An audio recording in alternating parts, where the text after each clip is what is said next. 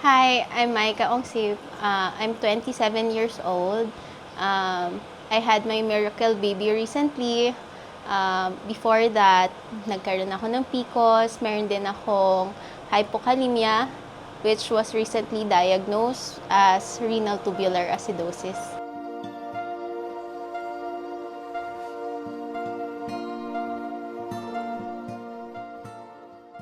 We've been trying kami for 2 years na before we had our baby. Matagal na din naman namin tinatry before kami nagkaroon ng false positive October 2023. And nung December 30, nagka-baby naman kami. December 30 of 2024, yung baby namin na-deliver sa De Los Santos Medical Center. Yung PCOS kasi, actually, hindi ko nga masyadong napansin yung PCOS ko. More on the hypokalemia side, yung sa kidneys na problem, since family history na siya. Yung sa family history kasi ng kidneys, matagal na yon yung hypokalemia. Ako ang unang na-diagnose with renal tubular acidosis sa family. By June, nalaman namin na buntis na ako. Delay na kasi ako, so bihirang-bihira ako ma-delay since I have my regular period. So sabi ko sa husband ko, bili siyang PT. Bili ka PT. Kasi hindi ako nade-delay ever. I was delayed 1 week, then nag-PT na ako at home. Hanggang sa nung sinilip namin, after 3 to 5 minutes, positive siya. Yun na siya. Nag-leave na kami the next day. Sabi niya, okay, sige, mag-OB na tayo agad. Buti may schedule ng doktor. Sabi niya, okay, sige, check up na the next day. From there, sabi ni doktora, okay, pa-ultrasound ka. I was given vitamins.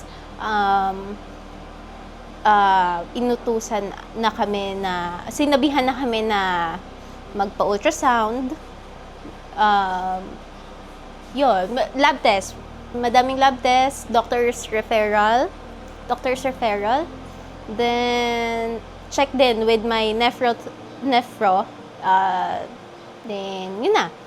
After a few days, I think, nag-ultrasound na kami. May nakita naman, nag-start na yung sac. So, may sac, no embryo yet. So, bumalik kami ulit kay doktora. Sabi niya, okay, let's wait a few more weeks, ganyan. Total bed rest for first 2 weeks lang. 2 weeks lang, then balik kami kay doc. Hanggang sa nag-extend ng 2 months. Then inalaw niya ako pumasok ng September. Naka-bed rest lang ako the whole first trimester. The second trimester, yun na, nandun na siya lahat. Yung lahat ng problems namin. Pumasok ako ng work for 2 weeks. So, nakapasok ako ng 2 weeks hanggang sa check-up ulit. Naman ni doktora na umiigsi yung cervix. Numinipis din siya. Nagninipis yung cervix ko. Yung lalabasan ng baby, yun, umiigsi siya. So, possible na lumabas yung baby ng maaga. So, I was asked kung dinudugo ka ba, may discharge pa. Sabi ko, wala. I don't feel anything. Talagang walang contractions. I had to do my regular checkups with the nephro para lang din sure na walang problem sa kidneys ko na makaka-apekto sa baby namin. Nung una, hindi naman ni-recommend na mag-cerclage kasi ang cerclage daw is usually for women na nagkaroon na ng miscarriage. But dun sa case ko, they had to do an emergency cerclage bago mag-third trimester na ihabol namin. Possible na malaglag yung bata. Possible na lumabas na yung bata nang hindi namin namamalayan. So, bed rest na ako ulit. Like, complete bed rest from the time na na-confine ako nung cerclage hanggang matapos ang pregnancy, hanggang postpartum. Along the way, after cerclage, nagka-problem ulit, sinaksakan naman ako ng steroids. We had to do steroids para ma-develop yung lungs ng baby kasi pwedeng lumabas na siya anytime during my 27th week of pregnancy. Tumungtong kami ng 29 weeks. Very positive ang doctor namin. Hindi niya pinapa-feel na kinakabahan siya. So, kami as patients na, syempre, first time namin, at ease kami na magiging okay ako, magiging okay si baby. Kasi yung doctor namin was very calm, explaining, yung patients sa amin sobrang haba. Walang naging problema sa doctor namin.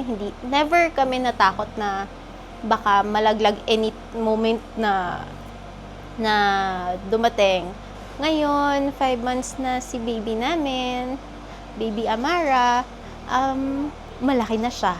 Humahabol siya sa sukat na dapat para sa mga babies. She's growing well. Walang naging problema throughout our journey. Masaya lang na nandyan na siya. Napili ko naman si De Los Santos Medical Center kasi we feel at ease. Sanay kami sa hospital. Matagal na ako nagpapacheck kay De Los Santos. Never ako nagka-problema. Never kami nagka-problem sa doctors, nurses, staff. Actually, parang naging friend ko na nga yung ibang nurses dun sa pinupuntahan naming department. Dr. Escobar was very patient with us. Kahit pagod na siya, kahit holiday, kahit Pasko, kahit bagong taon pa yan, si Dr. Escobar was there. One message away. Minsan may convention siya during that time. Nagre-reply si Doktora. Yung assurance na binigay niya sa amin during the pregnancy, sobra kaming thankful kasi inalagaan niya ako. Inalagaan niya yung baby sa tiyan namin, sa tiyan ko. Gusto namin mag-thank you. Iba yung assurance na magiging okay kami. Magiging okay ako, magiging okay yung baby ko. Kasi nandyan si Doc. Kalina kayo